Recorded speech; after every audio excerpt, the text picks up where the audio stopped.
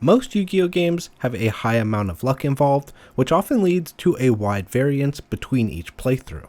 However, if you've been keeping up with the classic speedrunning scene, you might notice that for one game, this isn't quite the case. This is Yu-Gi-Oh! The Sacred Cards, a top-down RPG released on the Game Boy Advance, and if you look at the leaderboard, you might notice that after second place, there's a huge time difference compared to the third place run. But not only this, both the first and second place times have quite literally perfect luck throughout the entire run, beating every single opponent in the game on the very first turn, and doing so with the very hard to assemble 5-card Destiny board set. But how is this possible? And how did we get here? Let me take you back to 9 years ago, when the first Sacred Card speedrun was posted on speedrun.com. This was by a runner named Cards of the Heart, and it clocked in at 1 hour, 29 minutes, and 12 seconds, and was notably done on the English version. This wasn't the first ever speedrun of the game, but it was the oldest valid speedrun, considering it was done on a real console. Speedrun.com was rather new at the time, and being posted there would give the game some revamped attention, and slowly, the community around this game started to take shape. Over the next year, the world record was traded around by a number of different people, such as Infinity Runner, Nazi Games, Blackwin5, Sparsy, and eventually grinded down to 45 minutes and 19 seconds, achieved by a runner named Otaku Haven 72. All of which were using the same basic strategy of using the password machine to obtain the best low-costing monster cards and the strongest spells and traps that the game has to offer. There's also a secret password that they started to utilize that increased your deck capacity by a small amount and gave them a pretty big boost to start the game with. Switching to the Japanese version of the game was also a huge optimization, as it saved over 8 minutes with its condensed text that also loads much faster than the English counterpart. And while progress was quick, it did come at a cost. You see, there was a big divide in the community on what the rules of the speedrun should be, and everyone was kinda doing their own thing in one big category. This drove the community to band together and establish a set of rules that they could all agree on. And after all the dust settled, the Japanese version of the game and use of the password machine would be allowed in the main category. However, the use of Visual Boy Advance was prohibited in favor of more accurate emulators like BizHawk and MGBA. This would invalidate a majority of runs on the leaderboard, and their times would be removed, erasing much of the early history for this game. This new rule set was met with much frustration, but ultimately inspired confidence in the community and attracted the attention of more serious speedrunners.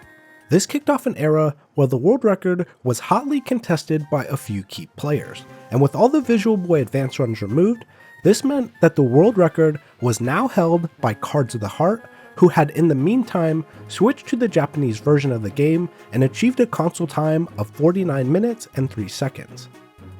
As competition started to become thick, the need for more efficient movement and menuing started to rise, and many runners started to notice something interesting while grinding out attempts. They began to notice that if their movement was extremely on point, they would occasionally get the exact same series of starting hands between duel to duel, and the opponents would also have the exact same cards and always played them in the exact same order. This was saving the runners a ton of time when it did happen, as knowing what cards you were going to draw and the cards your opponent was going to play allowed you to rehearse those moves ahead of time and win each duel in the fewest amount of turns possible, without even the need to think about your plays or risk the chance of losing the duel.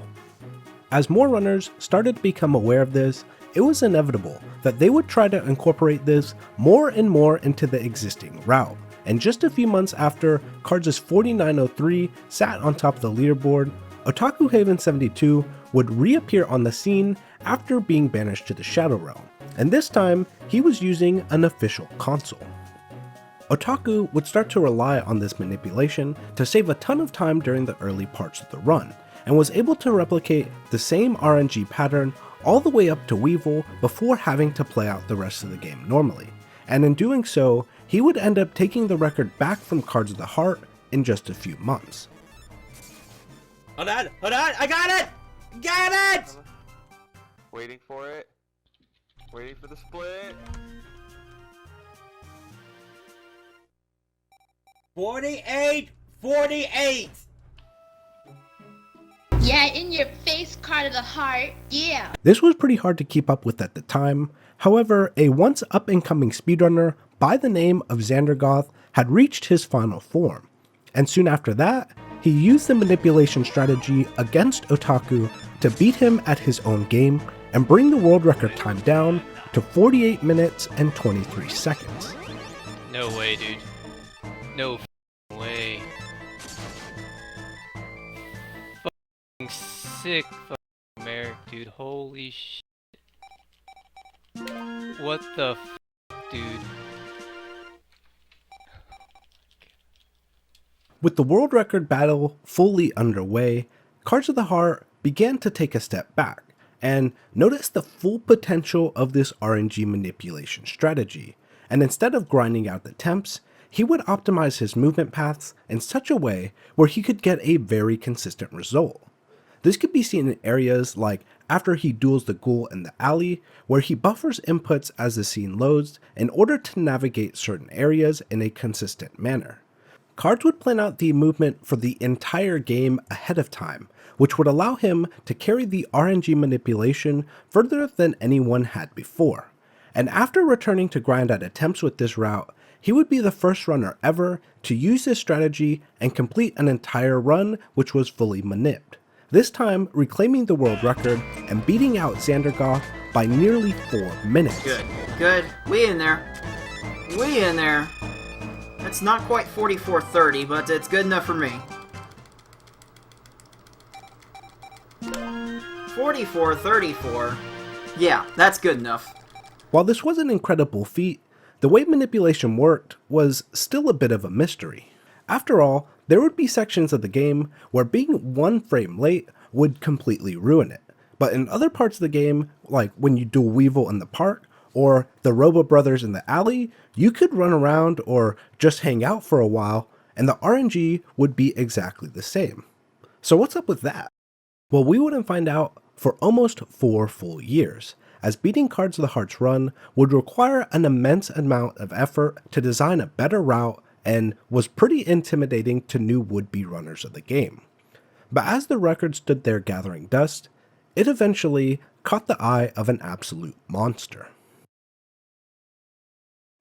This is Jika 2006, a British speedrunner with a deep resume of Yu-Gi-Oh! Speedrunning achievements. He's widely known for his work on many past and present world record routes, most famously Yu-Gi-Oh! Forbidden Memories and Duelist of the Roses. After hearing about the manipulation in this game, he became curious and decided to take a look for himself. It was there that he discovered that the RNG value related to the cards you draw is the same RNG value that active NPCs use to move around the map. He noticed that every time they come to a complete stop, they're actually scrolling through random values with potential paths to take for their next movement. Once they land on a value, the RNG seed then freezes as they start walking in the predetermined path. And once they reach their destination, they start scrolling through values again in order to determine what direction they should move next. This meant that by only starting duels while the NPCs are in motion and timing the screen transition to be aligned with their movements as well, you could very consistently carry the RNG manipulation throughout the entire game. But refining the RNG manipulation was only the first part of his master plan. He discovered that unlike other Yu-Gi-Oh! Games that store your deck in the conventional format of monsters, spells, then traps, this game instead builds the deck dynamically in a first in, first out order. So if we were to take this deck as an example, if we remove this card and immediately add it back into the deck, it would get removed. The cards behind it would move forward 1 slot, and then it would get added back to slot 40. This meant that he could track the cards that were going to be in his opening hand during the manipulation route, and before each duel, he could systematically add and remove cards to shift any desired cards into those specific slots, giving him the ability to craft his starting hand for each duel. After discovering this dark power, he then did away with the classic beatdown deck and decided to replace it with something much more appropriate. Naturally, he began to explore using Exodia, which would be a perfect fit for this strategy, as you can win the duel instantly and even if your opponent is going first. However, since all the pieces are limited to one copy per deck, it makes shifting them into the correct slots a little bit tedious, and he quickly saw an alternative option that would prove to be much more efficient, and that was the Bakura namesake Destiny board. But this was only viable because this card received a massive buff in this game. Since the Sacred Cards was in development before the Destiny board card was released in the TCG, like many other spells and traps, it doesn't quite reflect its effect in real life, and in this game, you could actually play the Destiny board letters straight from your hand onto the battlefield, making it nearly equal in power level to the Exodia deck for a manipulation strategy. But most importantly, you could play 3 of each combo piece, which was a huge speed advantage as you can fill out more of the deck slots with combo pieces and even allows you to set up multiple manipulations at one time when stacked correctly. So with all these pieces in place, he would begin to map out his deck and track the starting hands for every single duel, allowing him to design the perfect series of deck edits that would give him a turn 1 Destiny board victory on every single opponent.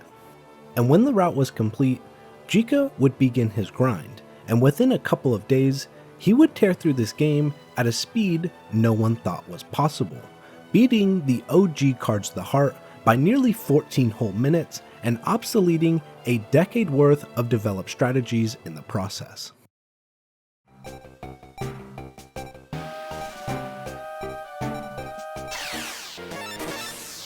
Yes! Yes!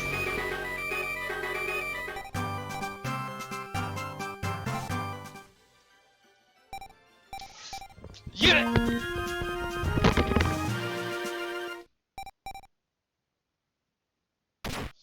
Now this game was already pretty inactive compared to its glory days, and this new world record was even more intimidating to new runners compared to Cards' early route. Because of this, new runners were pretty much ignoring the world record and instead went back to the beatdown and prey strategy of the early days. Among these new runners was a user named Arts and Crofts. He would begin to play this game a few months after Jika's 3113, and slowly he would work his no manip time down to 50 minutes and 38 seconds, getting him all the way to 8th place on the leaderboard. But with no real incentive to grind his time down even more, he would lose interest and start focusing on other games, leaving Jika's world record safe for now. However, after taking a 2-year break from the game, he would return with a fresh outlook on the speedrun, and was determined to learn Jika's Destiny board route. After memorizing all of the deck edits and movements, he would seek to optimize everything he could in the current route, with everything from the overworld movement to the menuing and dual actions.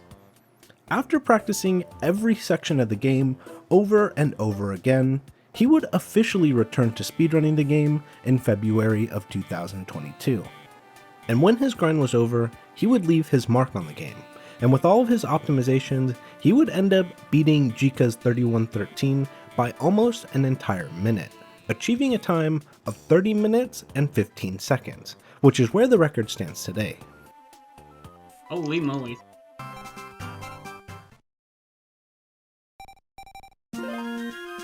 Whew. Look at that.